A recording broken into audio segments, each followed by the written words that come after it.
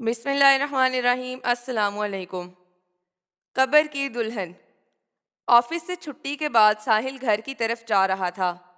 یہ رات کا وقت تھا، چاروں طرف اندھیرا تھا، اور اس رات عجیب بات یہ ہوئی تھی کہ اچانک بہت تیز بارش شروع ہو گئی اور ساحل کو گھر جانے کے لیے کوئی ٹیکسی یا رکشہ نہ ملا۔ پھر اس نے سڑک پر وقت ضائع کرنے کی بجائے گھر جانے کا فیصلہ کیا۔ اب چونکہ بارش بھی تھوڑی کم ہو چکی تھی، اس لیے وہ پیدل ہی گھر کی طرف روانہ ہوا۔ اس نے گھر جانے کے لیے شارٹ کٹ کچے راستے کا انتخاب کیا تھا، جو کہ اکثر سنسان اور ویران ہی رہتا تھا۔ اس کچے راستے میں تو عام حالات میں بھی زیادہ آمد و رفت نہیں ہوتی تھی، اور وہ تو تھا بھی رات کا وقت اور بارش بھی ہو رہی تھی، اس لیے وہ راستہ بالکل خالی تھا۔ ساحل تیزی سے قدم اٹھاتا گھر کی طرف جا رہا تھا۔ تیز تیز ہوائیں چل رہی تھیں، بارش کی رفتار آہستہ آہستہ بڑھنے لگی۔ ساحل بارش سے بچنے کے لیے راستے پر موجود ایک درخت کے نیچے آ کر کھڑا ہو گیا، لیکن بارش نے یہاں بھی اس کا پیچھا نہ چھوڑا۔ پھر اچانک آسمان سے برف باری شروع ہو گئی۔ اب سچ میں ساحل کو گھبراہٹ ہونے لگی۔ بارش تو وہ جیسے کیسے برداشت کر ہی لیتا، لیکن برف باری سے کیسے خود کو بچاتا؟ ادھر ادھر دیکھتے ہوئے اچانک ساحل کی نظر سامنے ایک پرانے چھوٹے گھر پر پڑی۔ وہ گھر پرانا، کھنڈر اور خالی نظر آ رہا تھا۔ ساحل بنا کوئی وقت ضائع کیے اس گھر کی طرف چل پڑا اور بھاگتے ہوئے تیزی سے اس گھر کے اندر داخل ہو گیا، جو ہر طرف سے ٹوٹ پوٹ کا شکار تھا۔ ساحل کے گھر کے اندر داخل ہوتے ہی پیچھے سے دروازہ بند ہو گیا۔ ساحل نے سوچا شاید تیز ہوا سے بند ہوا ہوگا۔ پھر ساحل ایک پرانے کمرے میں آیا۔ اس کمرے میں ایک پرانا بیڈ تھا اور کچھ ٹوٹی پھوٹی کرسیاں۔ ساحل نے کمرے میں پہنچ کر سکون کا سانس لیا۔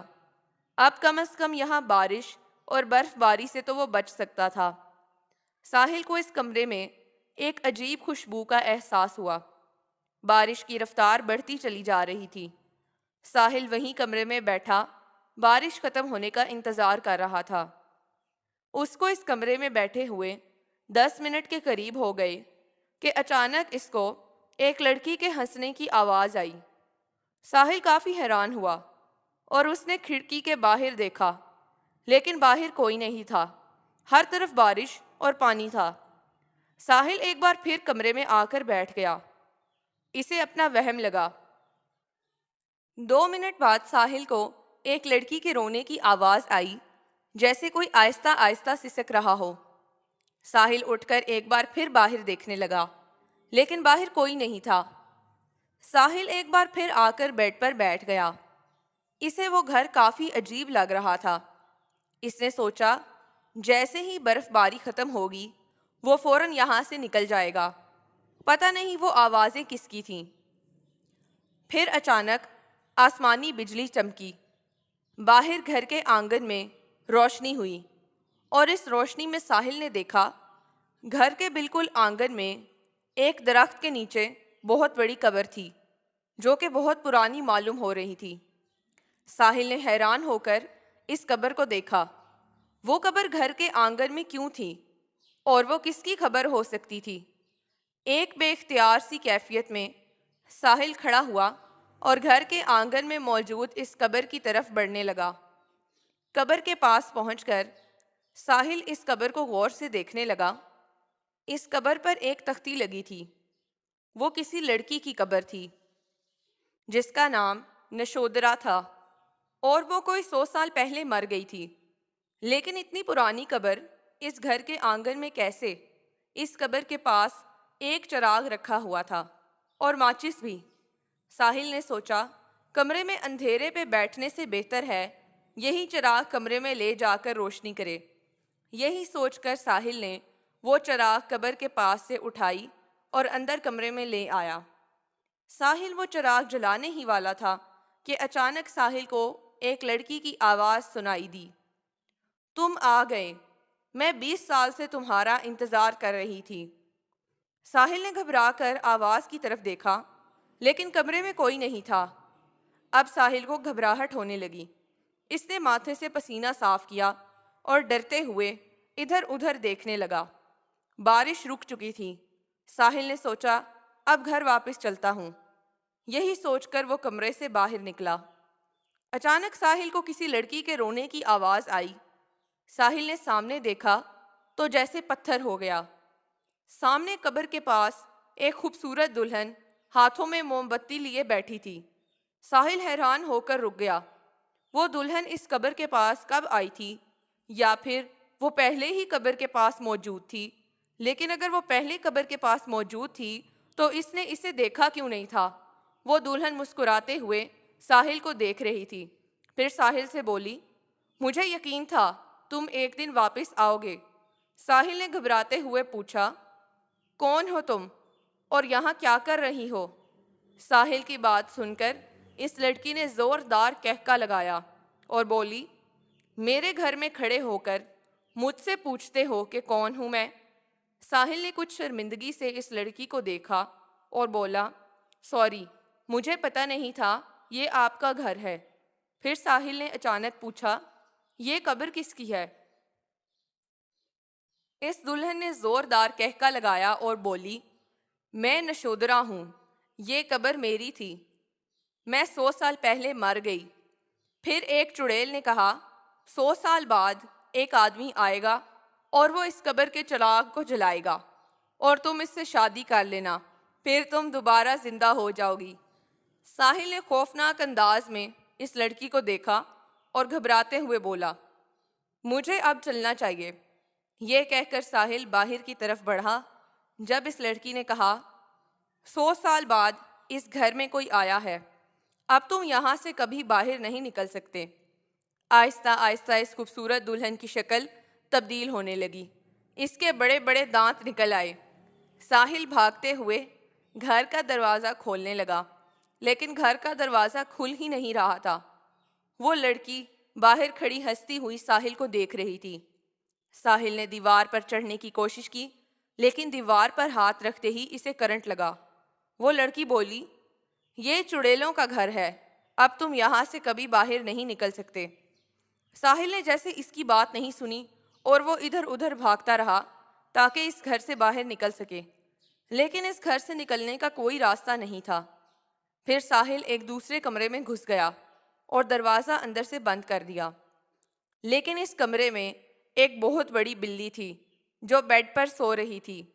وہ بلی ساحل کو کمرے میں دیکھتے ہی ساحل پر حملہ کرنے لگی۔ ساحل جلدی سے دروازہ کھول کر باہر نکلا۔ سامنے وہی دلہن کھڑی تھی۔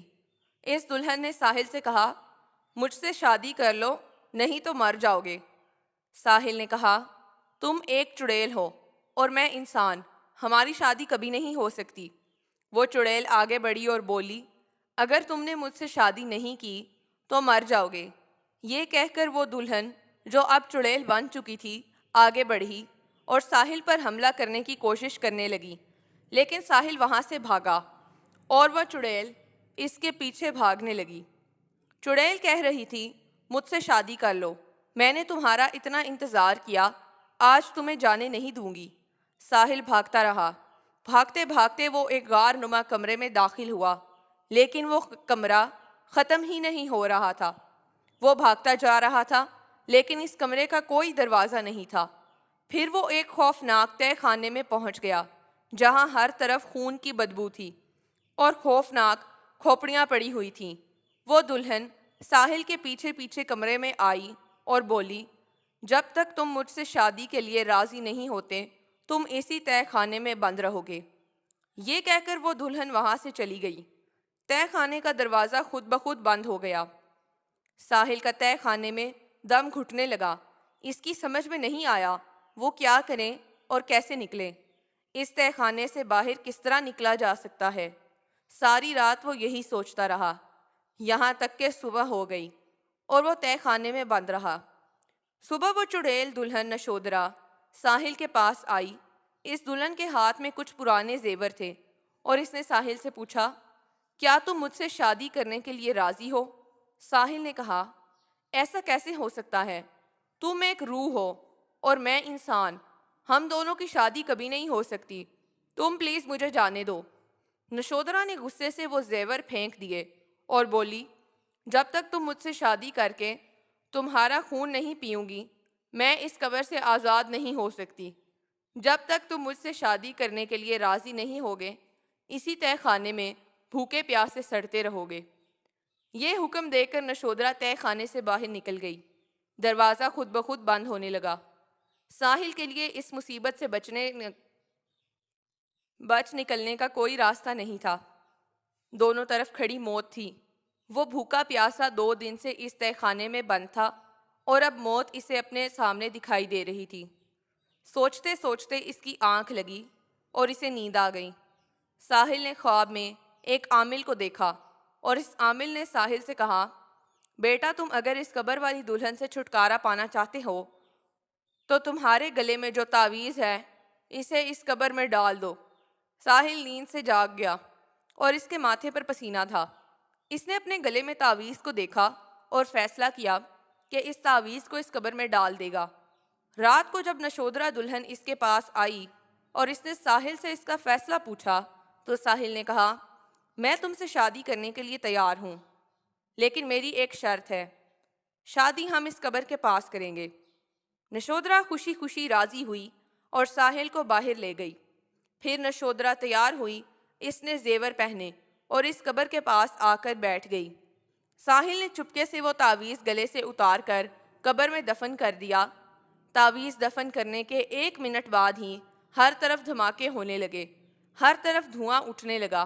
ساحل نے جب اپنے چاروں طرف دیکھا تو حیران رہ گیا۔